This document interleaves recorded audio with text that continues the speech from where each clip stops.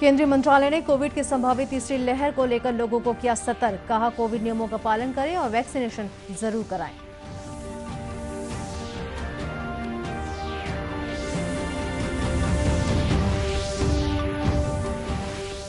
मुख्यमंत्री भूपेश बघेल ने कहा, आदिवासियों की जमीन पर लगे वृक्षों की कटाई की अनुमति की प्रक्रिया को सरल बनाया जाएगा।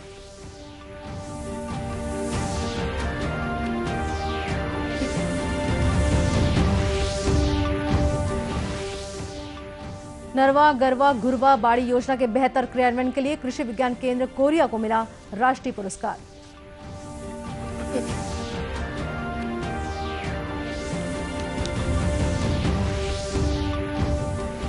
और सोसाइटी में खाद बीज की कमी के मुद्दे को लेकर राजनांदगांव भाजपा किसान मोर्चा ने कलेक्ट्रेट के समक्ष किया धरना प्रदर्शन।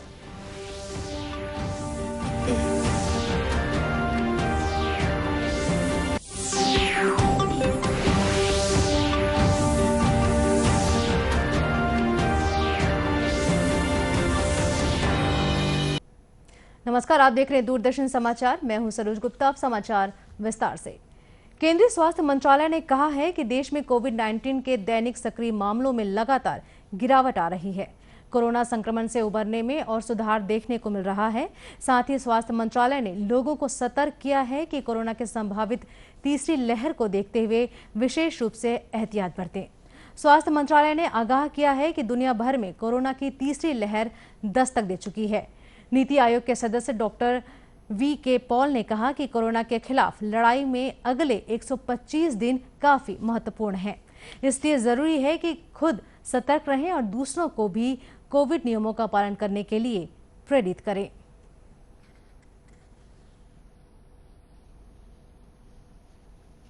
ओवरऑल वर्ल्ड एक तीसरी वेव की तरफ बढ़ रहा है और ये एक सच्चाई है। ये हमें आज प्रधानमंत्री जी ने भी इसका जिक्र किया। उन्होंने कहा कि ये हमारे लिए चेतावनी है, रेड फ्लैग है, इसको आप वार्निंग लेकर चलिए। कोई भी एडिशनल ओवर आउटब्रेक हो सकती है और हमारा डिक्लाइन जो है आपने देखा है कि स्लो हो गया है। ये हमारे लिए वार्निंग है।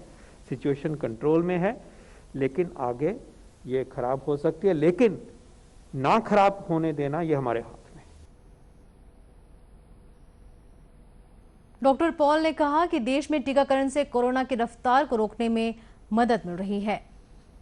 एक डोज मिली है तो 0.21 है, पांचवां हिस्सा लगभग, और जिनको 2 डोज मिली है तो 0.06 है कि वैक्सीन इफेक्टिव हैं, वैक्सीन बचाते हैं और वैक्सीन में आने के बावजूद भी अगर इन्फेक्शन होती है तो वो माइल्ड होती है, हॉस्पिटलाइजेशन कम होता है और डेथ्स जो हैं वो लगभग ना के बराबर हो जाती हैं। डॉक्टर पॉल ने कहा कि कोरोना से बचाव के लिए बेहद जरूरी है कि लोग कोविड नियमों का पालन करें और वैक्सीनेशन करवाएं तथा सावधानी बरतें। भारत में कोविड टीकाकरण अभियान के अंतर्गत लगभग 40 करोड़ टीके लगाए जा चुके हैं। केंद्रीय स्वास्थ्य मंत्रालय ने बयान जारी कर बताया कि व्यापक टीकाकरण का नया चरण 21 जून से शुरू हुआ था। इस चरण में कुल 38,79,000 से अधिक टीके लगाए गए। इसमें 18 से 44 वर्ष आयु वर्ग के 16,35,000 से अधिक लोगों को पहली डोज और 2,11,000 से अधिक को दूसरी डोज लगाई गई। केंद्र सरकार ने अब तक राज्यों को 41 करोड़ 69 लाख से अधिक कोविड टीके उपलब्ध कराए हैं। वहीं देश में कोरोना संक्रमण से स्वस्थ होने की दर बढ़कर 97.31% हो गई है। अब तक 3 करोड़ 2 लाख से अधिक मरीज संक्रमण से मुक्त हो चुके हैं। स्वास्थ्य मंत्रालय के अनुसार जांच का दायरा लगातार बढ़ाया जा रहा है। अब तक 44 करोड़ 20 लाख नमूनों की जांच की जा चुकी है। वहीं छत्तीसगढ़ की बात करें तो राज्य में कल 43,562 सैंपलों की जांच की गई, जिसमें से 312 व्यक्ति कोरोना संक्रमित पाए गए। राज्य में औसत पॉजिटिविटी दर 0.7% पहुंच गई है। राज्य में कोविड टीकाकरण लगातार जारी है। 15 जुलाई तक राज्य में 1 करोड़ 9 लाख से अधिक टीके लगाए जा चुके हैं। मुख्यमंत्री भूपेश बघेल ने कहा है कि आदिवासियों की जमीन पर लगे वृक्षों की कटाई की अनुमति की प्रक्रिया को सरल बनाया जाएगा। मुख्यमंत्री की अध्यक्षता में आयोजित छत्तीसगढ़ जनजातीय सलाहकार परिषद की बैठक में इसकी अनुशंसा की गई, जिसके अनुसार पेड़ काटने की अनुमति कलेक्टर की जगह अनुविभागीय अधिकारी राजस्व द्वारा 2 महीने की समय सीमा के भीतर दी जाएगी। हितग्राही पेड़ काटने की अनुमति के लिए अपना आवेदन अनुविभागीय अधिकारी राजस्व को दे सकते हैं। मौके का मुआयना पटवारी और रेंजर करेंगे। अनुमति मिलने के बाद वन विभाग द्वारा पेड़ की कटाई और नीलामी की कार्यवाही की जाएगी। इससे प्राप्त होने वाली रकम संबंधित हितग्राही के बैंक खाते में जमा कर दी जाएगी। मुख्यमंत्री के अनुसार इससे अवैध कटाई पर अंकुश लगेगा और आदिवासियों को उनके पेड़ का उचित दाम मिल सकेगा। बैठक में यह भी स्पष्ट किया गया कि मुख्यमंत्री प्रोत्साहन योजना के तहत जो हितग्राही पेड़ लगाएंगे उन्हें काटने के लिए संबंधित व्यक्ति को केवल सूचना देनी होगी। बैठक में व्यक्तिगत वन अधिकार मान्यता पत्र प्राप्त हितग्राहियों को भूमि पर मनरेगा के माध्यम से भूमि समतलीकरण और सुधार कार्य के लिए अभियान चलाने की अनुशंसा की गई। छत्तीसगढ़ ने कृषि विकास के क्षेत्र में एक बार फिर से राष्ट्रीय स्तर पर अपना परचम फहराया है। कृषि विज्ञान केंद्र कोरिया को भारत सरकार द्वारा देश के सर्वश्रेष्ठ कृषि विज्ञान केंद्र के रूप में पुरस्कृत किया गया है।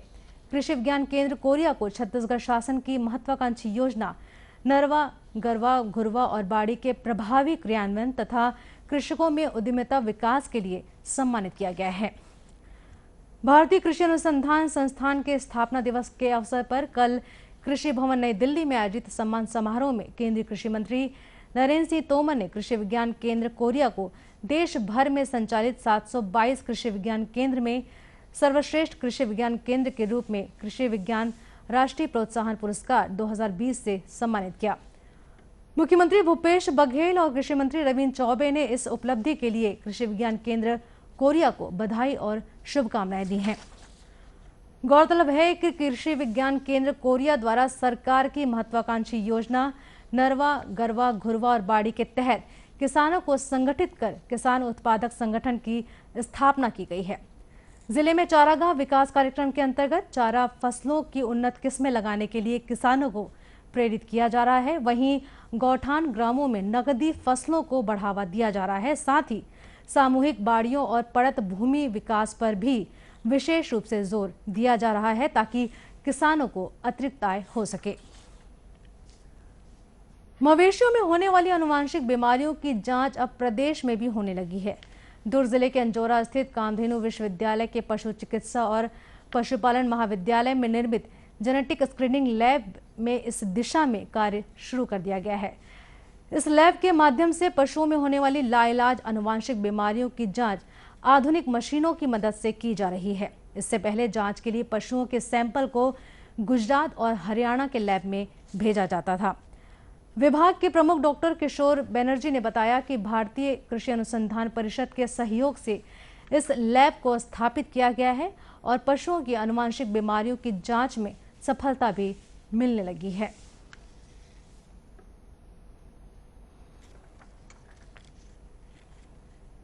छत्तीसगढ़ का पहली एक लैब जो हम लोग यहाँ बनाया है, जिसमें जितना भी यहाँ एनिमल का जो जेनेटिक डिजीज़ होता है, बीमारी होता है जो हेरिडिटी, तो ये सब डिजीज़ का स्क्रीनिंग करना है, इसमें कोई बीमारी है कि नहीं है। तो पहले इस स्क्रीनिंग के लिए पहले हम लोग बाहर में ब्लड भेजते थे और ये बहुत ही ज़रूरी है, जिसका जो हम लोग बुल जो बाहर में एआई के लिए भेजते हैं गांव-गांव में, तो उस एआई करने के पहले इस बुल में कोई जेनेटिक डिजीज़ है क्या। वहीं विभाग के सहायक प्राध्यापक डॉक्टर असीत जैन ने बताया कि लैब में पशुओं की आनुवांशिक बीमारियों की जांच के लिए लगाई गई सभी मशीनें अत्याधुनिक हैं और अब जांच के लिए दूसरे प्रदेशों पर निर्भरता खत्म हो गई है। छत्तीसगढ़ प्रदेश की पहली प्रयोगशाला है जिसमें जेनेटिक आनुवांशिक डिसीज या डिसऑर्डर्स होते हैं एनिमल्स को, उसको अपन स्क्रीनिंग करते हैं। पहले क्या था कि यहाँ पर छत्तीसगढ़ गवर्नमेंट की जो बुल सीमेन स्टेशन है उसको सैंपल को लिए बाहर भेजते थे, जैसे गुजरात या करनाल भेजते थे। लेकिन अब आरकेवीवाई रफ्तार योजना के अंतर्गत ये प्रदेश की पहली प्रयोगशाला यहाँ पर स्थापित की गई है, जिसमें मुख्यतः 5 से जो जेनेटिक डिसऑर्डर्स हैं, जैसे सर ने बताया ब्लैड, डम्स, सीबीएम और फैक्टर 11 डिफिशिएंसी, उसको अपन स्क्रीनिंग करेंगे।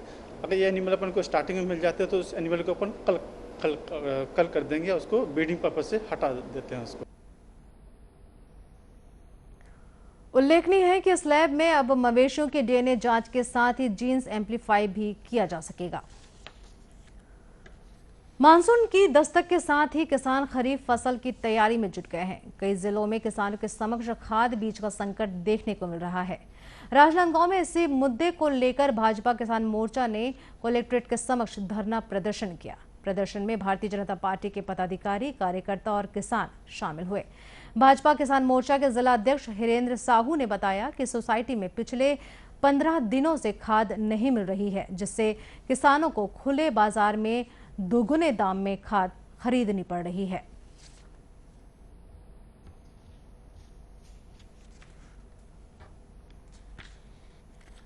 जो आज स्थिति है किसानों की, पूरे 15 दिन हो गए लगातार हर सोसाइटी में जा रहा है, कहीं पे खाद बीज नहीं मिल रहा है और मार्केट में इतनी ज़्यादा खाद बीज है जो किसानों को डबल रेट में लेना पड़ रहा है।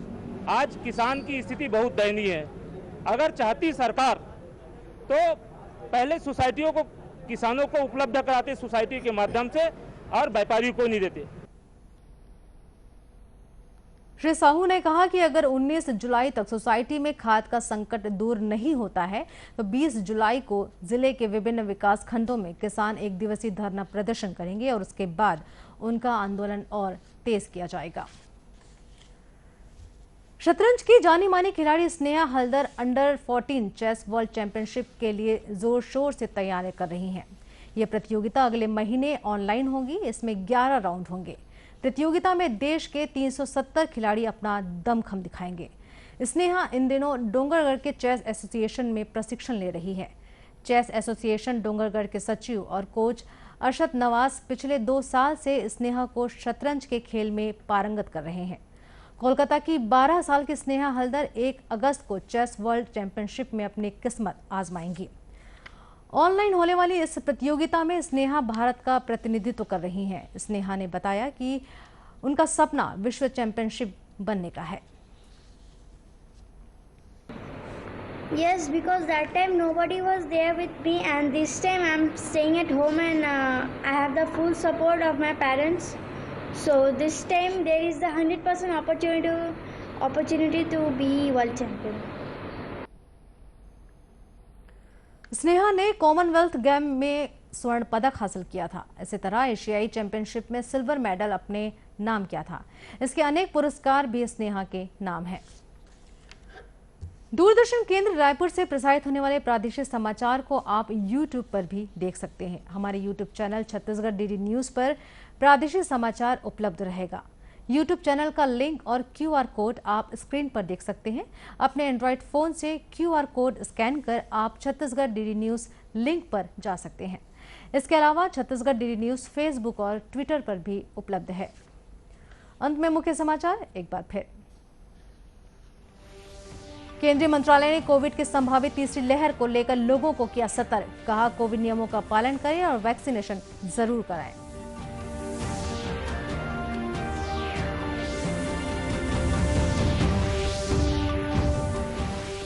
मुख्यमंत्री भूपेश बघेल ने कहा आदिवासियों की जमीन पर लगे वृक्षों की कटाई की अनुमति की प्रक्रिया को सरल बनाया जाएगा।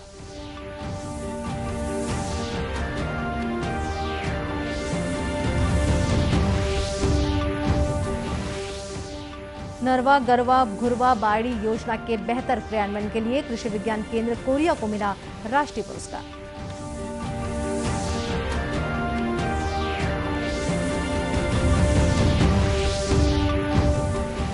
और सोसाइटी में खाद बीज की कमी के मुद्दे को लेकर राजनांदगांव भाजपा किसान मोर्चा ने कलेक्ट्रेट के समक्ष किया धरना प्रदर्शन।